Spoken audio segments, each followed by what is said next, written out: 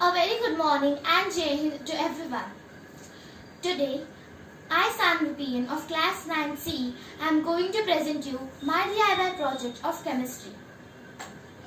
I am going to perform certain activities which will show the properties of the particles of matter. Let's move one by one.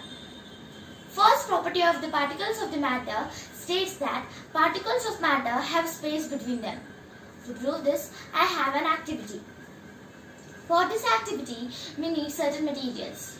That is, a glass of water, a spoon and some quantity of salt. First, we will use this spoon and to take some salt and dissolve it in the water. Then we should stir it very nicely. We should leave the solution for some time so that the particles of the salt can settle down easily, can dissolve very easily. After some time, we can observe that the water level has not risen and the particles of salt have dissolved in the solution. This shows that the particles of the salt have occupied the space present between the particles of the water. Now, let's move to second property of particles of matter. It states that particles of matter are continuously moving. When we burn an incense stick at the corner of the room, we can get that smell by sitting several meters away also. Similarly, when we spray a perfume, then we are able to get that smell by sitting several meters away. This is because the particles of the perfume or the incense stick have occupied the space between the particles of the air and are continuously moving. This shows that the particles of the matter have kinetic energy.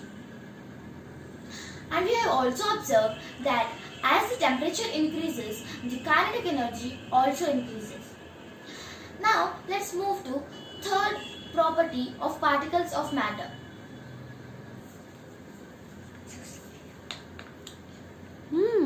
It states that the particles of the matter attract each other.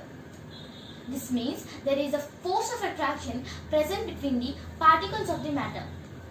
When we try to move a hand through the gaseous state, then we are easily able to do so.